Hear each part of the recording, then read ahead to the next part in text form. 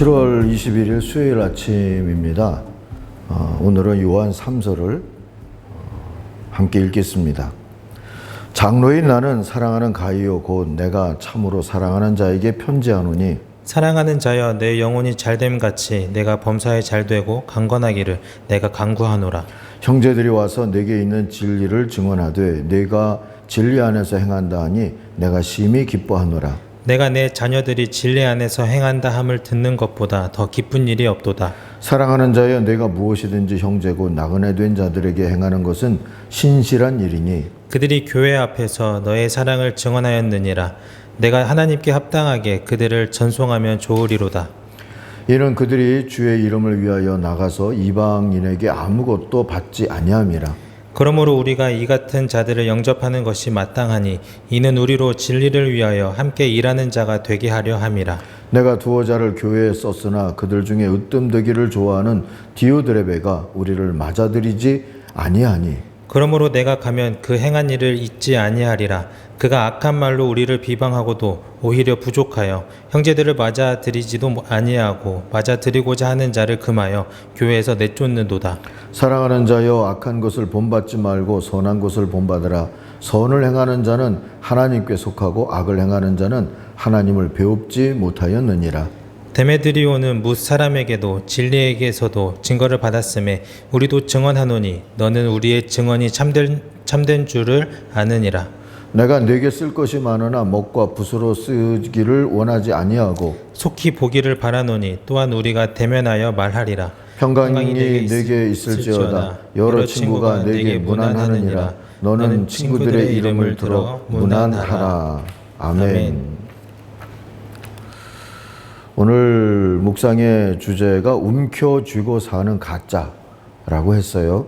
11절 말씀을 한번 다시 세 번역으로 읽어드립니다. 사랑하는 이여 악한 것을 본받지 말고 선한 것을 본받으십시오. 선한 일을 하는 사람은 하나님에게서 난 사람이고 악한 일을 하는 사람은 하나님을 보지 못한 사람입니다. 선행을 해서 구원받는 것은 아니지만 선행이 있느냐 없느냐에 따라서 그가 하나님을 본 사람인지 하나님의 사람인지 아닌지가 드러날 수 있다 하는 것을 이 구절이 가르쳐 줍니다. 이 요한 3서는 장로 요한이 가이오라고 하는 사람에게 애정을 듬뿍 담아서 쓴 편지입니다.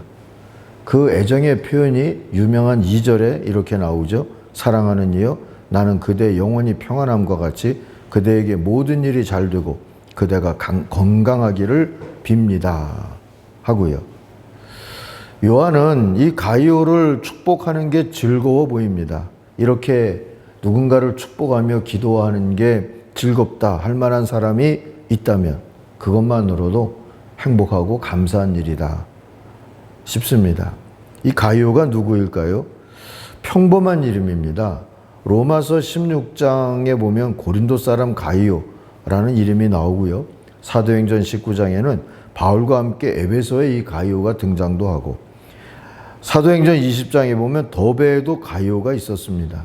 그러나 이 본문의 가이오는 언급한 3명 중에 누구와도 연관성이 있어 보이지는 않습니다. 가이오가 동네마다 있었던 셈이죠. 우리말로 김씨, 이씨, 박씨 중에 하나인 것처럼 그렇게 흔했던 이름인 겁니다. 이런 흔한 이름을 가졌던 가이오지만 흔치 않은 축복을 받고 있지 않습니까? 왜 그렇습니까? 요한은 3절에서 이렇게 말하죠. 친구들이 와서 그대가 진리 안에서 살아가는 모습 그대로 그대의 진실성을 증언해 주었을 때 나는 매우 기뻤습니다. 그래요. 사람들이 진실성이 있다. 진리 안에 거한다. 이렇게 가이오를 칭찬해 주고 증언해 주었다는 겁니다. 진실성, 진리라고 하는 알레데이아라고 하는 이 헬라 말은 예수님이 요한복음 14장에서 내가 곧 길이고 진리고 생명이다 하실 때 그 진리와 같은 말을 씁니다. 진리 안에 있다는 말은 진실하다는 말은 가이오의 삶을 통해서도 예수님과 같은 삶의 모습이 보였다. 그런 뜻입니다. 성경 말씀과 같고 예수를 본 듯도 하다 하고 그렇게 살아가는 모습을 보면서 사람들이 가이오가 진실해 진리 안에 있어 그렇게 말했다는 것이죠. 어떻게 살아서 그런 말을 들었을까요? 5절을 보시면 알 수 있습니다. 사랑하는 이여 그대가 형제 자매에게 더욱이 낯선 이들에게 봉사하는 일은 무엇이나 충성스럽게 하고 있습니다. 같은 공동체 내 형제 자매들뿐만 아니라 그 공동체에 다가온 낯선 사람들에게도 한결같이 그렇게 섬기면서 대접하면서 살았다는 거죠. 참 신앙인처럼 살았다는 이야기입니다. 요한이 그런데 그것을 어떻게 알 수 있었어요? 가이오가 스스로 내가 했다고 자랑해서가 아니지 않습니까? 6절에 보니까 섬김을 받은 이들이 교회와 회중 앞에서 또 이 가이오의 사랑을 증언해 주었기 때문에 알게 됐다. 이렇게 말하죠. 이게 참 귀한 거죠. 근데 8절을 보면 요한은 가이오처럼 복음 전도자들, 순회 전도자들을 돌보는 것이 그들에게 큰 힘이 될 뿐만 아니라 진리에 협력하는 일이 된다 하고 칭찬을 해줍니다. 요한은 직접 다니면서 복음을 전하는 일뿐만 아니라 그들을 사랑으로 후원하고 돌보는 그 자체도 선교고 전도라고 여긴 게 분명합니다. 그러면서 그리스도인들이 별로 없는 지역을 전도하기 위해 다니는 이들을 위해서 이 요한이 소개장을 써가지고 부탁하는 그러한 소개의 글을 쓴 편지도 보냈었는데 그걸 무시하고 가이오처럼 하지 않은 사람들이 있었다 하는 것을 그 상기하고 언급하면서 섭섭한 감정을 실어서 이야기를 하죠. 그 사람 중에 대표적인 사람이 9절에 나오는 으뜸되기를 좋아한다는 디오드레베 같은 사람입니다. 이 디오드레베는 장로 요한의 소개서를 들고 온 순회 전도자들을 접대하지 않았을 뿐더러 10절에 보니까 악한 말로 전도자도 헐뜯고 그에게 소개장을 써준 요한까지 헐뜯었다 그래요. 이 헐뜯는다는 말을 분사형으로 나온 것을 보니까 이때까지도 계속 헐뜯고 있다는 얘기죠. 그리고 선한 뜻으로 그들을 대접한 이들을 비난하면서 축출했다 그래요. 으뜸되기를 좋아하는 사람이라 했으니까 자신의 행위가 비교될까 봐 선행을 하려는 자들을 핍박했을 겁니다. 디오드레베를 잠시 묵상해 봅시다. 아마 이 사람도 뭔가는 공동체에 기여를 했으니까 이 공동체의 지도자가 되지 않았겠습니까? 그런데 그의 관심은 예수님도 예수님을 사랑하는 것도 따르는 것도 아니었던 것 같고요. 지가 공동체에서 으뜸이 되는 것이었던 것 같아요. 사람들은 그가 가짜, 이단과 거짓 그 교사들과 싸운다는 그 명분에 속았을 수 있어요. 요한 2서에서 보면 같은 장로 요한이 거짓 선교사들, 거짓 교사들을 조심해라 이렇게 교훈을 했었는데 이 요한 3서에서는 어떤 면에서 보면 관점을 바꿔서 순회 전도자들을 잘 대접해라 하고 얘기하고 있는 거거든요. 그러니까 디오드레베 같은 사람은 나는 거짓 교사들을 경계하기 위해서 그들을 배척했어 이렇게 아마 얘기할 수도 있었을 거예요. 어쨌든 사람들은 그 말대로 속았을 수 있고요. 요한은 가이오 같은 이들이 그런 이들에게 이 디오드레베 같은 사람들에게 악영향을 받지 말고 오히려 선행을 계속하라고 격려하기 위해서 이 편지를 쓴 걸로 보입니다. 더불어 12절에서 보니까 데메드리오를 추천하는 글을 쓰고 있죠. 그러니 데메드리오를 가이오가와 가이오가 속한 공동체에 또 소개하고 이를 잘 대접해달라고 대우해달라고 그렇게 하기 위해서 이 요한 3서를 썼다 이렇게도 볼 수 있죠.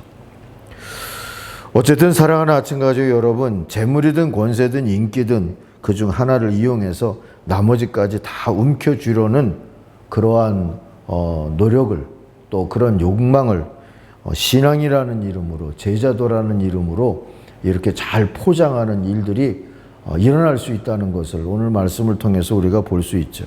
이 거짓 신앙, 거짓 제자도 속지도 말고 유혹에 넘어가지도 않으려고 우리가 깨어 있을 필요가 있겠습니다. 오스왈드 샌더스가 소유를 간직하는 방법을 두 가지로 구분을 해 주었죠.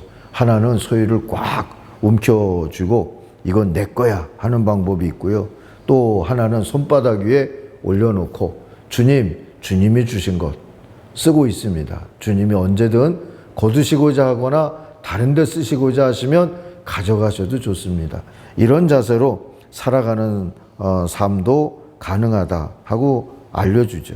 소유뿐 아니라 재산, 또 권세, 재능, 은사도 우리가 다 그렇게 쓸 수가 있습니다.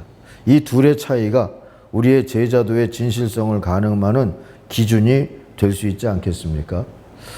요한이 보기에 가이오나 12절에 소개하고 있는 데메드리오 같은 사람은 진리에 있다 이렇게 말을 해요. 이들은 진짜 제자, 편선 위에 자신에게 주어진 기회나 또는 은사나 재능이나 능력이나 경험이나 같은 것들을 올려놓고 사는 사람들이죠. 그에 비해서 디오드레베는 가짜죠. 움켜진 손을 가지고 살면서 다른 것마저 움켜쥐기 위해서 이걸 이용하고자 하는 그런 삶이라는 뜻 아니겠습니까? 그래서 2절에서 보니까요, 그대의 영혼이 평안함 같이 그대에게 모든 일이 잘 되고 그대가 건강하기를 빕니다.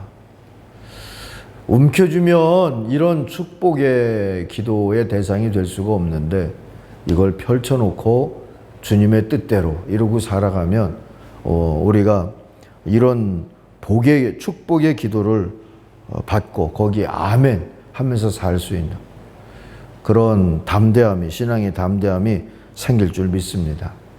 영혼이 잘됨 같이 모든 일이 잘 되고 다 건강했으면 좋겠습니다 하는 이 축복의 기도에 여러분도 저도 아멘하며 살 수 있는 한 날이 되기를 바랍니다. 기도하겠습니다. 하나님 아버지, 움켜쥐지 않고도 살 수 있다고 믿게 하여 주시고 또 그렇게 경험하게 하여 주시고 그렇게 제자도를 걸어가면서 살게 하여 주시고 그렇게 살아가는 제자들이 가득한 공동체가 될 수 있게 우리를 축복하여 주옵소서. 예수님의 이름으로 기도하옵나이다. 아멘. 하늘에 계신 우리 아버지, 아버지의 이름을 거룩하게 하시며 아버지의 나라가 오게 하시며 아버지의 뜻이 하늘에서와 같이 땅에서도 이루어지게 하소서. 오늘 우리에게 일용할 양식을 주시고 우리가 우리에게 잘못한 사람을 용서하여 준 것 같이 우리 죄를 용서하여 주시고 우리를 시험에 빠지지 않게 하시고 악에서 구하소서. 나라와 권능과 영광이 영원히 아버지의 것입니다. 아멘. 같이 기도하겠습니다.